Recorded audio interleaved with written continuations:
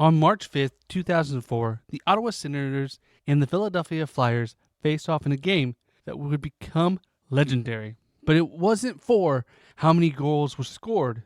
Instead, it was for the record-shattering night they had in the penalty box, with a night of chaos and fights and a total of 419 penalty minutes, the most penalty minutes in NHL history, in a game that spiraled into madness. And this one game led to change the game forever.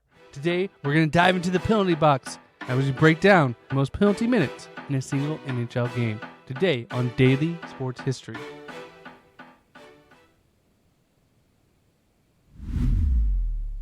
Welcome to Daily Sports History. I'm Ethan Reese, your guide, as you daily learn more about sports history, increasing your sports knowledge.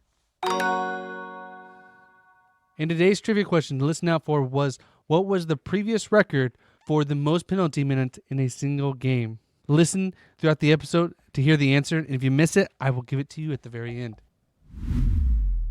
There are multiple types of penalties, so we're going to briefly break them down. There are minor penalties, and these are the most common, and they're small infractions like tripping, hooking, holding, slashing, roughing, high-sticking, elbowing, boarding, and charging. And these give players usually 2 minutes in the penalty box. And while the player is in the penalty box, their team has to play shorthanded, and the opposing team gets a power play. And then if the team scores while on that power play, the penalized player comes back to the ice. Now there are major penalties, and these are more severe infractions, more for like fighting.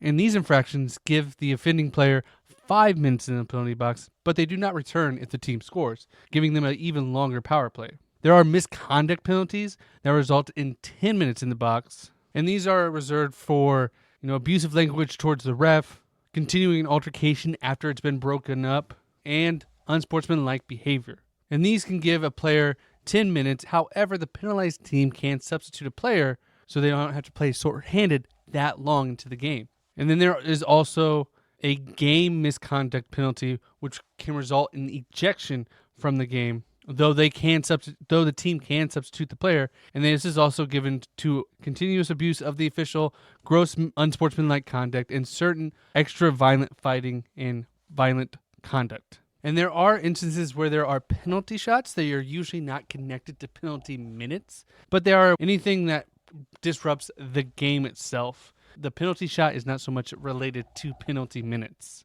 And we mentioned before, in case you didn't know, a power play is when a player is in the penalty box and the other team has the advantage because they have more players on the ice versus the other team. Now, there are 5 players besides the goalie on the ice at one time. And so normally you have a 5-on-4 advantage. And the most you can have is a 5-on-3 advantage if you have 2 players on the same team in the penalty box. And this gives a huge advantage. And this can also gain even more by pulling your goalie and having 6 attackers versus the 3 defenders in certain situations, giving you a 6-3 advantage. And then if a player is in the penalty box and they have already the maximum players in the penalty box, then and another penalty is given, that penalty accrues to the players that are already in the penalty box. So it's a unique structure, and it makes hockey very exciting because you're going to have these fights happen all the time in hockey. Hockey is a rough sport, and it's a unique way of doing things. Just imagine if you took basketball players off the court if they got a foul. It'd be a completely different game. It'd be fun to watch. I'd love to see kind of that mixture of the two sports if possible. But that's for a different episode. For now, let's dive into what led to this game being a record-setting night. So coming into this year, Ottawa had just come off a great season where they made it to the Eastern Conference Finals, only to lose out to the eventual champs, the New Jersey Devils. And their coach, Brian Murray, was leading one of the most dangerous offenses in the league.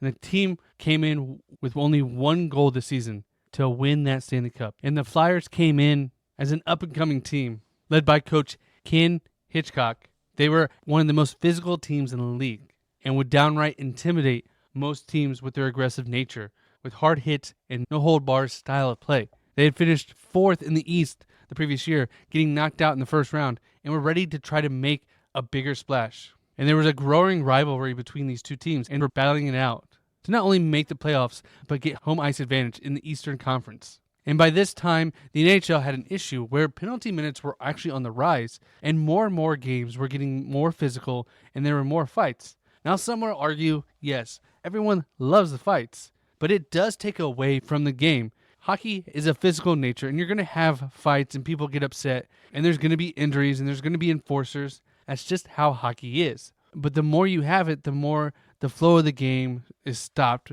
with every single fight. And even though fights are fun, offense in every sport is more fun than just the fights. If you want to see a fight, you can watch boxing or MMA. You watch hockey because you want to see these great athletes do amazing things on the ice that most of us can barely walk on the ice, let alone go at these speeds that these players go at. In the 2003 season, there were multiple times when Ottawa and Philadelphia had broke out into fights and had altercations, and it just kept building up more and more the more they battled in the standings and battled each other in every game they had. And as the playoffs became closer and each team came into the game with 35 wins, they were each looking for an edge in the playoff fight. But when the puck dropped on March 5th, 2004, no one knew the records that were about to be broken. From the first face-off, you saw the two teams' different styles. As the Flyers took their hard-nosed physical approach and wasted no time trying to establish their dominance. But despite Ottawa being known as the offensive juggernaut, they weren't backing down from a fight. Scoring just 4 minutes into the first period, Chris Neil of Ottawa opened up the scoring, giving the Senators the lead. But the Flyers took back the lead with Claude Lapointe and Mark Red each scoring back-to-back. Then Danny Markov added a third goal for Philadelphia, giving them a 2-goal lead, and the only penalty that was assessed was a holding against the Flyers in that first period.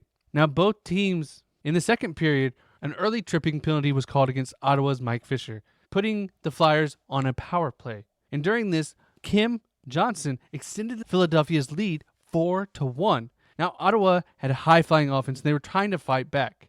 But they received another penalty less than a minute later, sending Todd Simpson to the penalty box. But then the Flyers got a slashing penalty and gave the power play to the Senators, where they scored another goal, making it a 2-goal gap. And in the third period, Alexei Zahamnov notched the 5th goal for the Flyers, giving them a 5-2 lead in the game. But shortly after, the Flyers were given 9-minute penalties for roughing, and later had 2 players get 3-minute penalties for roughing as well. Now, roughing is just an altercation between 2 players. It's kind of like a shove or a punch, but not a drop-down fight where the players are actually have their hands up to each other. And the Flyers actually got another penalty when they had too many men on the ice. And then with just 1 minute and 45 seconds left to go in regulation, the enforcer for Ottawa, Donald Brashear, hit Robert Ray, the enforcer for the Senators, igniting a fight between the pair. And this seemed to be retribution for the last game when there was an unnecessary slashing penalty that they took offense to. Now, Brashear seemed to win the fight as Ray was left bloodied, and Brashear was escorted off the ice. And in doing so, he exchanged blows with 2 more Ottawa players. And this led to an outright fight on the ice where different players were pairing off to fight each other. And even the goalies came out to the center ice to fight each other. This just looked like a knockdown street fight. And eventually they settled everything down, and there were 2 new goalies put into the game, and the Senators were on a power play. But within 3 seconds of the game starting again, another fight broke out.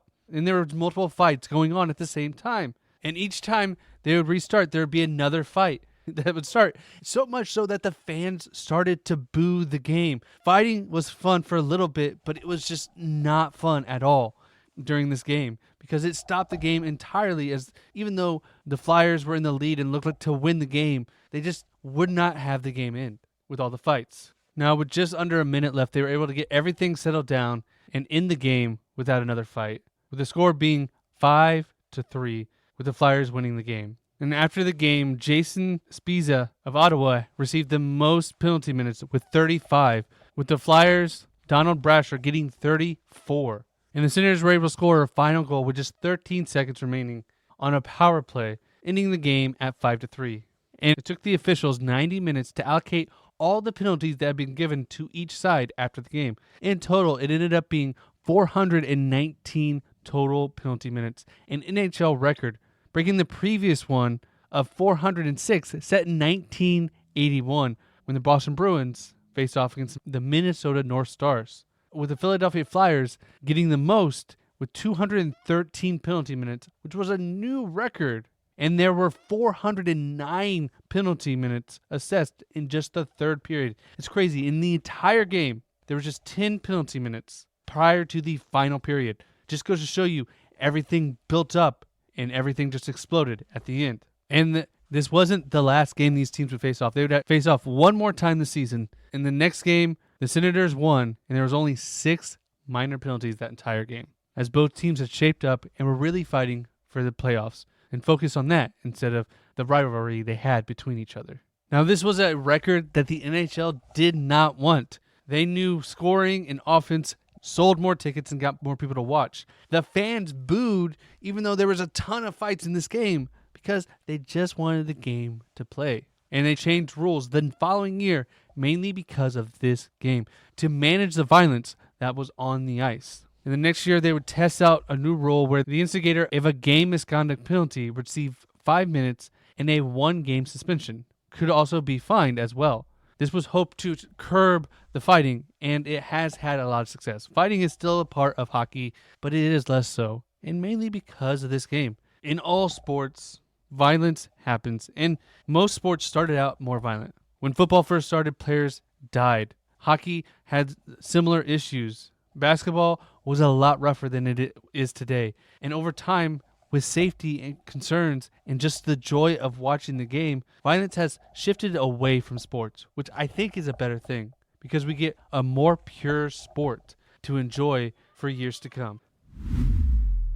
I want to thank you for listening to Daily Sports History. And if you want more hockey, check out the Empty Betters podcast, where they provide you all the hockey news coming up, and is a great source to better your income through hockey bets. And if you enjoyed today's episode, please follow us on our social media on Twitter, Instagram, Facebook, Blue Sky, and Threads. We'd love to connect with you. And there you can see pictures and videos from our episodes. And come back tomorrow for more Daily Sports History. And did you catch the answer to today's trivia question? What was the previous record for the most penalty minutes in a single game? It happened in 1981 when the Boston Bruins took on the Minnesota North Stars, where they had a total of 406 penalty minutes.